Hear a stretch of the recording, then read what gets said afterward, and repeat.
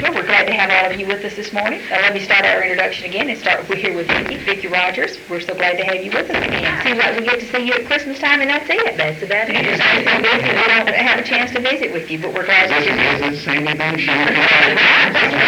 Very good boat this morning. A boat?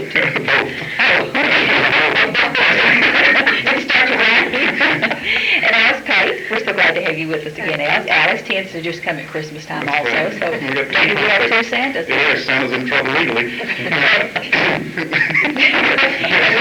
We're glad to have you with us, Richard. And here we have the most typical looking Santa. We are talking about Christmas charities this morning and all the things that you wonderful people do for the people in Shelby County. So Vicki, you want to start off telling that what you're working to try to accomplish here? Okay. Well, of course, Richard and I both are with the Texas Department of Protective and Regulatory Services, most specifically Children's Protective Services. And Alice Pate is here to represent our Child Welfare Board, the Shelby County Child Welfare Board, which is an advisory committee that kind of oversees our operations. So she is actually here to talk about all the fundraising activities that we have to raise money for empty stocking, and it is a function of the board and not something about the agency itself. That's interesting that you have an advisory board. Is that to keep community involvement with what's going on? It's made up of members that are appointed by the Shelby County Commissioners Court, and currently we have 13 members serving, and I could go ahead and plug them right now. They're giving their time into it right now. That's right. One has recently retired because she had a lot of prior engagements and all. But of course, Alice Pate is our president, or chairperson, whatever, to be politically correct, I guess. And we have Bob Cannon from Shelbyville, and also his wife, Linda Cannon. And we have Ruby Biggers, who's also has been an instrumental in the community as an educator, and also is on the Center City Council. And we have L.A. Coleman, who was a former CPS worker years ago, and then also an employee at DHS, and is retired and is continuing to give her services through the board. And we have Lynn Schaffner, who's our sheriff's wife, Cindy Griffin, who works at one of the local attorney's office, and a daughter of an attorney and sister of a couple others. And Jim Hawley, who's retired from the post office, and Mildred Johnson, our school nurse, is also very, very active in the community, and Vicki Gregston, and Maurice McClelland, and Jan Morris.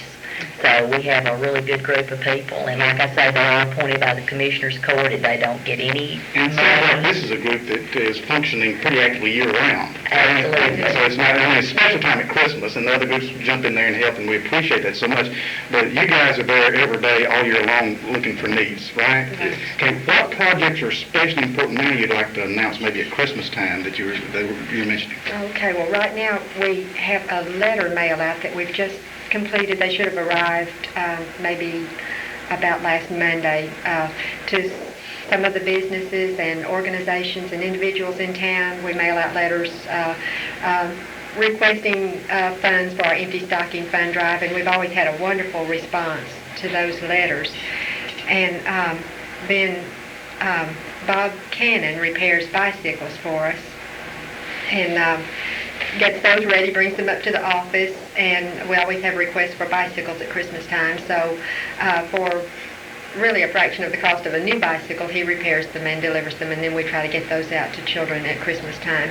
And then we also have our empty stocking fund drive, which is coming up Saturday, December the 10th, from 9 a.m. until 1 p.m. at the Walmart parking lot. And KDET helps us with this. Mary McKay and Boy Forehand will be co-hosting that this year, and KDET will be out there for 4 hours.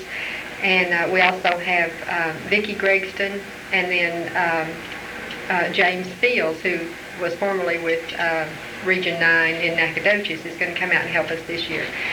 And the Student Council will be there, and they will be collecting or accepting donations, from people who come by. And so we'll be out there broadcasting live for several hours. And last year we had a good time. A lot of people stopped by, and donated, and also Cindy Griffin will be bringing her children's choir from the First Methodist Church. They're going to perform for us. And Okay, now what things are we looking for people to do? You said it's going to be a good time, radio coverage, choir singing, all this kind of stuff. Now that's the good time that you're going to be providing for the people. What are you asking people to bring there? Is it money? Actually,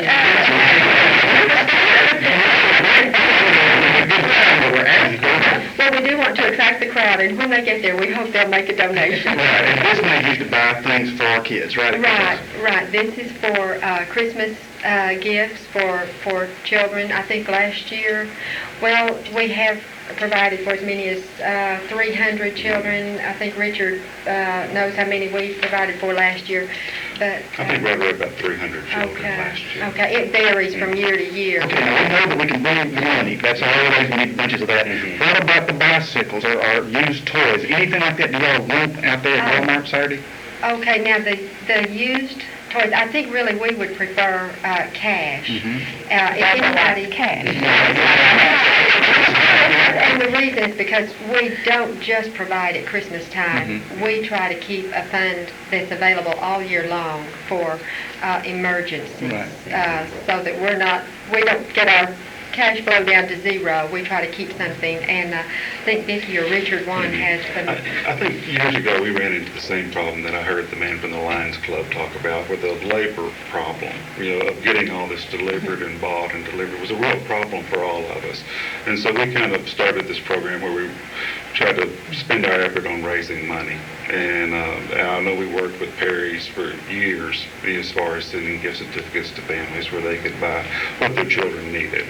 And Dollar General store is going to help us this year. year. We provide the families with gift certificates, and then they can go and pick out something for the children. And that eliminates our having to have a warehouse and, a massive amount of personnel to distribute. so bicycles would probably be just something that Bob Cannon would do during the year, because at this time there'd be no way that he could get things ready, but during the year. Right, if anybody has something like that, they could contact him. Is that just contact Bob Cannon? Right, if they have a good used bicycle. Okay. That can be repaired, or if it doesn't even need to be repaired, that's even better. Okay. You can contact Bob Cannon about He's in the local center phone directory? Right, Okay. right. His number is 598-9827. He'll probably sue me for this.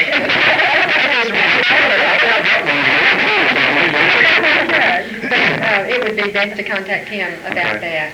Okay, so all bicycles go to Bob Cannon, 9827. It comes around next week to go to... That's next Saturday. This coming Saturday. I suppose you're going to be out towards the streets? No, Since we'll you're be gonna have a right center? in front of Right in front, Walmart. okay. The KDET mobile van will be there, and also the Coca-Cola wagon will be there. We'll be selling drinks for 25 cents, and Jan Fields is going to be there helping the kids to decorate Christmas stockings, just, to kind of get the kids involved. Great. Hey, Richard, can you kind of tell us what happens year-long? I know we understand Christmas and getting toys, but what are some things that are available year-long and the money that will be given here this Saturday?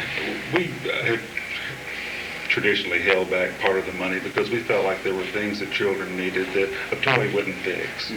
And I know we use some of it for prescriptions and for the special needs that we encounter. I know here our program is investigating child abuse and child neglect, and we have 2 staff members here that do that throughout the year. And we run into a lot of different situations, and we try to help. We try to make things better. And this little money that we hold back meets those needs. A lot of times there's government programs for the big things, but there's little things that make a difference. Okay, we don't have a lot of time to get on the same thing, but the thing I think needs to be realized this morning is that we see these horrible TV movies of children being abused in these far-off places and different things like that. And I think too many times we love our home, we love our county, we love Center,